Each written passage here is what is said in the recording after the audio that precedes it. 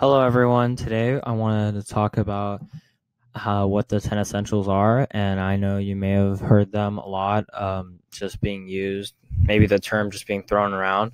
So, I wanted to clarify some things for those of you that maybe have never heard the word, for those of you that maybe heard it once or twice but don't really know what it means, or maybe a review for those of you that already know what it is. So, here we are, the 10 essentials. So the 10 essentials are usually used for hiking or backpacking and sometimes even like car camping trips. The 10 essentials is like a list of 10 gear items of gear. So 10 pieces of gear that are really good for emergency situations. And they're just good to have overall in general so you can stay safe and have a fun time on your outing. So here I got this image off of Google, and you can see the 10 essentials. So you like first aid kit that's necessary if there's an emergency. Rain gear, maybe you didn't plan for it to rain, but it rains, so then you want to have that just to be prepared, because that's the Boy Scout motto: be prepared. Sun protection, obviously, it's not like mandatory. Like you're not gonna die if you don't have it, but it can really like make your trip not be good at all, because if you're sunburned, you're not going to feel good, you're not going to enjoy it. A pocket knife is just really useful whenever you need it, because it comes in handy a lot. So that's what I just wanted to say about the 10 essentials, how they're very useful, and it's a really good idea, like a very highly recommended idea to bring them to every camp out, just because at one point or another you're probably going to use every one of these pieces of gear. So let's start off with a first aid kit. So the first aid kit is obviously really important if anyone gets hurt. You should not just have a bunch of band-aids in your first aid kit, because obviously that's really only if someone gets cut. And there's a lot of other things that could happen on an outing. Like you should try to have a triangular bandage, as you can see here. So if you can see right here, this triangular bandage right here, that's really good if you have like a shoulder wrap or something like that. And that's for like broken bones. So that's more serious things than just having band-aids, because band-aids are really not going to suffice in an emergency. And so like a Boy Scout, you always want to be prepared and have more than just the basic like line of need. See, you can also see they have scissors here. And what's also good is have gloves.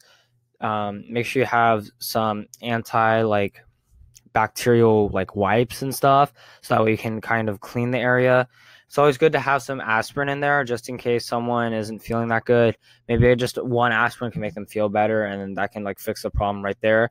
Medical tape is really good, because you also have to have gauze, obviously, because if someone starts bleeding out a lot, you need to put the gauze on, but you need something to hold it. And honestly, the medical tape is almost as important as the gauze, because if you can't hold it there, then it's going to keep bleeding, and you can't hold it there forever with your hand.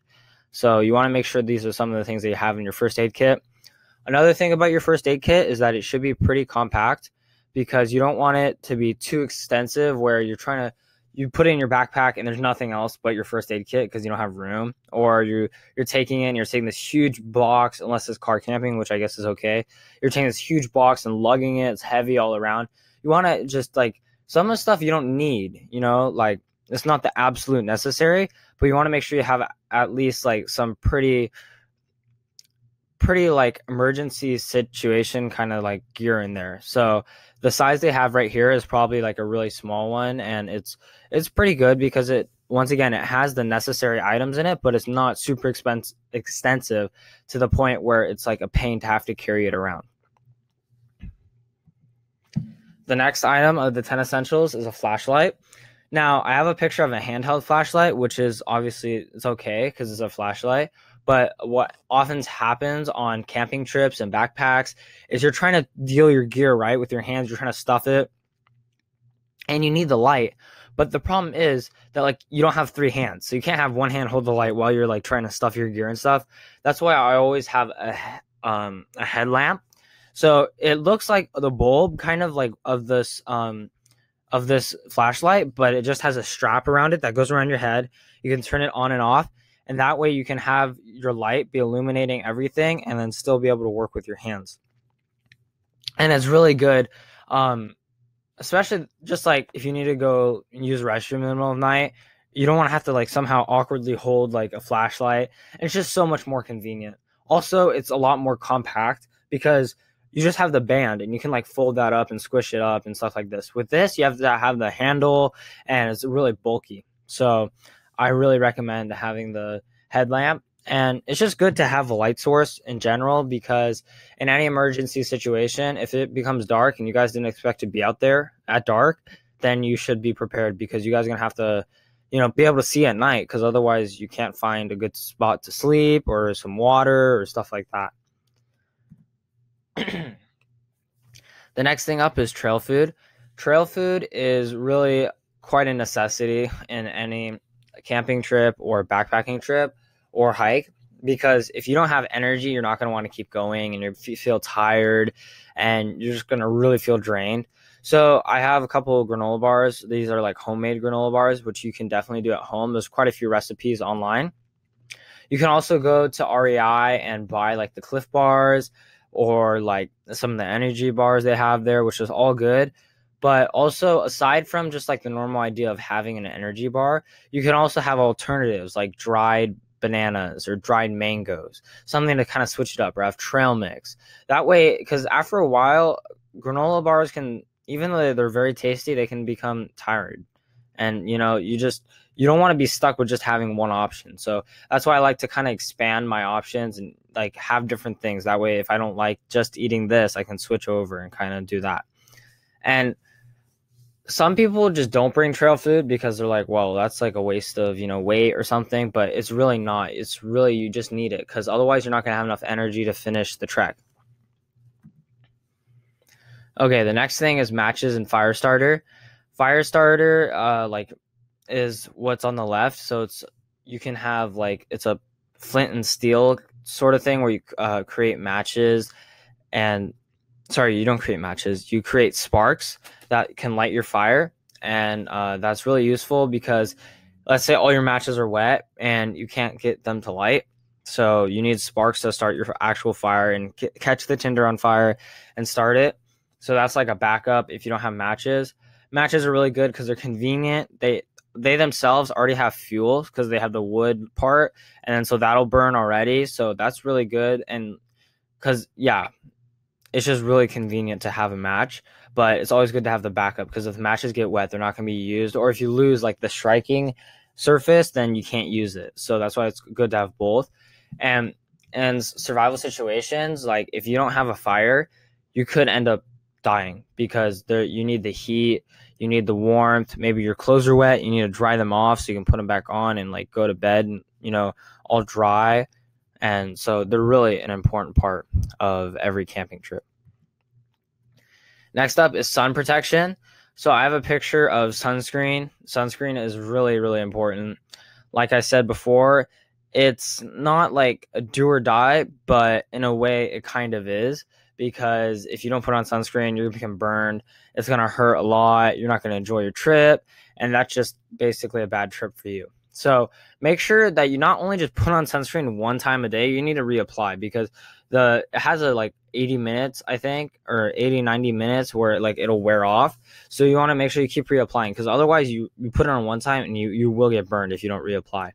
Another thing besides just sunscreen for sun protection is also having a wide boonie hat, which is like kind of like the hats like that Rangers wear, that where it goes all around and stuff like that. And also wearing a long sleeve shirt, wearing long sleeve pants, because if the sun can't touch your skin, then it can't burn it. So that's really, honestly, that's the easiest way because you don't have to apply sunscreen. You just make sure you wear long sleeve, long pants, have a good, nice hat, and also wear sunglasses, then you'll be good. The next thing on the list is a whistle. A whistle is really important. This is mainly only ever used in emergency situations. So you could yell all you want, but eventually you're going to lose your voice and then you can't yell. And then let's say like you're lost and like search and rescue people are trying to find you. Instead of yelling your voice till you lose it, you should try to whistle. And it's really effective because the sound will carry a long distance more than you just yelling. And of course it saves your voice. So you won't like lose your voice. And it's just really effective because it's also really tiny and convenient to have, because it's not like it takes up a lot amount of space, and it could really save your life. Because if there's maybe a mile away from you, and like you could try yelling all you want, but it's not going to actually reach, the sound's not going to reach to them. But having a whistle will make a loud sound, but it's a very small, compact device. Next up is rain gear. Rain gear is very important because just having it, even though you may be like, well, it's sunny, so why do I need to bring rain gear to this camp out? But you really don't know. And that's like, once I said, like I said again, this is the motto: be prepared. So, because it may be sunny, then the next day it might just start pouring, and you don't have rain gear, then you're going to get soaked and you're going to get sick, and you're going to get cold and all sorts of horrible things.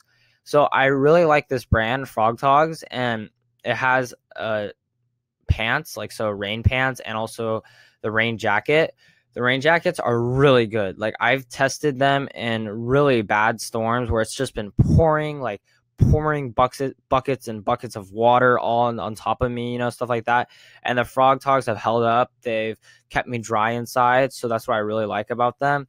And they're also really compact. So you can put them into a small little bag, and then they'll stay like compact, and they don't take up that much space. And they're really, really like 100% waterproof, which is what I like about them.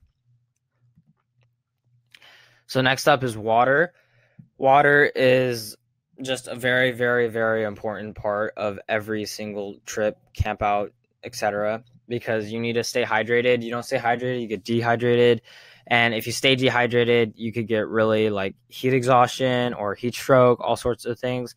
And so water is just really good to have, because on trips you're going to need it for cooking. You're going to make sure you drink it, and just having water is just a must. For mapping compass, this is not only used in a emergency situation, but it's also good on just a regular basis to check with it and have it, because you may not be completely lost, but you're just not really sure where you are on the map exactly. So having the map and compass, which is really important, can help you orient yourself to where you are on the map, and kind of show you like how much farther do we have on this route before we reach here, or do we need to turn back, or how far is this and that.